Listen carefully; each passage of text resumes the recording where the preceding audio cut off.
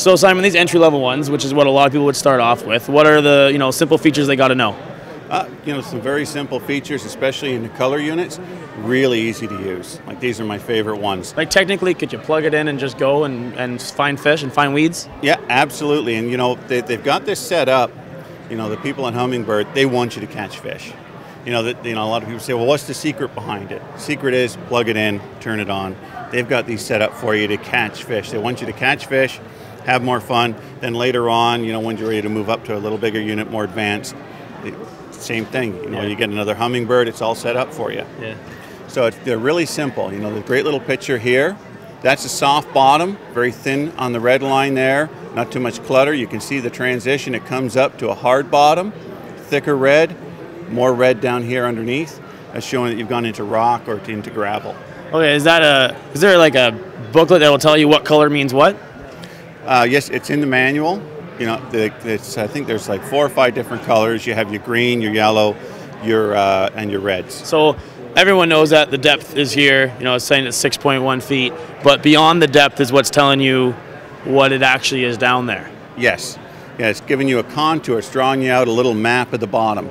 Like you can see here that we've come up to a ridge here. Softer bottom here, a little harder. You've got some bait fish there, holding on to the top of the ridge, and then you've got your predator fish sitting around the bait fish there. Those are the hooks there. Okay, you mentioned hooks. What's the deal with some of these fish symbols and some of them are hooks? Some people prefer the fish symbols just because they're so easy to read.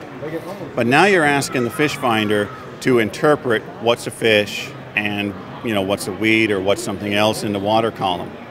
So what it's going to do is something off the bottom, not connected to the bottom, is going to mark it as a fish symbol. So, I talk to a lot of people and they say, I know I'm sitting on fish, but, I can see the symbol, but I'm not catching It's telling me there's fish everywhere, but exactly, yeah. Yeah, and so what I like to do is I'll turn those symbols off and only use the hooks.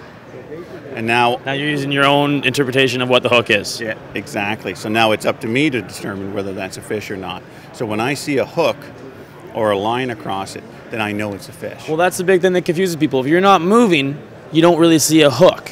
It's more of a line or a streak. Like you'll see a streak come up on your screen. That's a fish, and he's feeding. He's active. He's moving up, and he's actually directly under your boat, so it's not creating that hook because you haven't gone over top of him. Yeah. Now, to get a perfect hook, it's actually rather difficult. You got to be sitting still. He has to swim right through the center. So you're going to see more lines, like little blotches like that, because the whole fish is not going to be inside the cone all the time.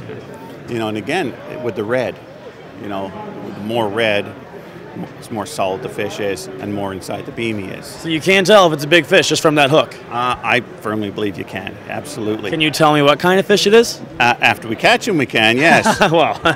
And that's another trick with these, is you see on this fish finder here, we're in 18 feet of water, and I've got a fish suspended, maybe down about 15 feet. Well, if I'm running a shallow crankbait about 10 feet down, I'm not going to get bit unless he's really aggressive, or I'm dragging a bait right along the bottom. I've gone under the fish. So use your fish finder to tell you where the fish are. They're not always on the bottom, they're not always on the top. So have a look at that and you say, okay, we've got some active fish because you see some lines shooting around near the bottom. Lower presentation. If they're mid-water column, then you got to present your bait there. Yeah. It's not going to make you catch more fish, but use as an aid. Yeah, it can definitely help you catch more fish. Cool. I hope that helps everyone else at home. And there's a lot of questions out there. Simon's a good guy to talk to. Thanks a lot. Okay, thank you. Awesome. You got to tell me more about this side imaging thing. Okay, side imaging has definitely come a long way in the past couple years. What we're looking at here is, here's your water column. So your boat's here. This is the surface, and this is going down to the bottom. This is the terrain here. So what we're looking at now is 45 meters out this side of the boat at the right, and 45 meters out the left side of the boat. Anything light is a harder bottom, so gravel, rock chunk. If it's pure white, would that be like a pure rock? That would be a really hard object, whether granite, something like that.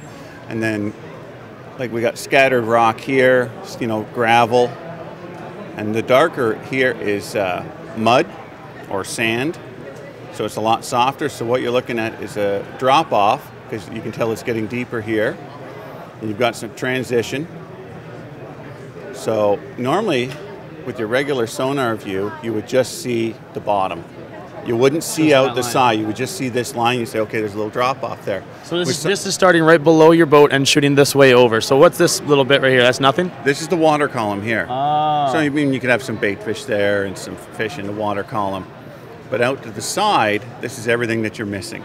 Okay. So, that's the equivalent of, walking out your front door and you're looking straight down at your step, but with side imaging, now you're looking at the neighbor's step and everything in between it. Now you can creep on your neighbors. Awesome. Yeah.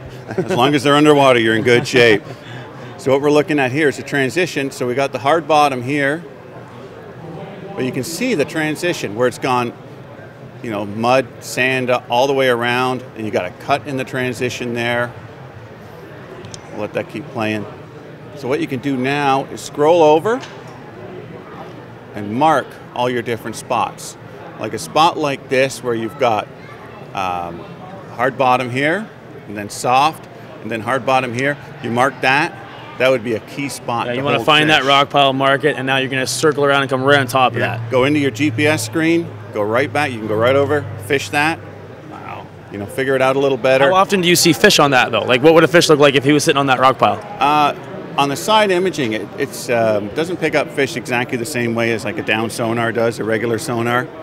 So you would see like a little white line. He's a little more solid than the mud. Or when they're sitting on rock, it's very difficult to see them, and that's when you would see them on the your down sonar.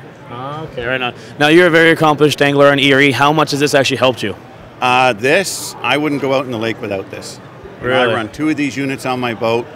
And as far as I'm concerned, this is just as, if not more important than my fishing rods. Wow, that sums it up right there. What can we look at for price? Where do they start? Where do they end? There's 4 different models in the side imaging. There's this one here. It's a smaller unit. All these units have the same features. Now we're just going to go in different sizes. This one starts around $1,000. And that's GPS, everything, right? GPS, down imaging, side imaging, sonar, everything. Okay, and to get your chip, though, is still extra? The chips run about $200 to $250. And that's to get the good detail on your maps. But Yes, and it gives you all the navigational aids, everything like that. Okay, right on. Next unit up is the 898. Little bigger than this one, bigger screen. That one's around $1,500, $1,600. Then we move ourselves up to here. Again, bigger screen, little faster processor. And that one's around $2,000. And then we come up here to this one, really large screen, very easy to read. The Big Daddy. And that's about $2,600 to $3,000. Awesome. I think it's worth its weight in gold. Oh, absolutely. Like I said, I wouldn't go out in the boat without it. Thanks a lot, Simon. Okay, thank you.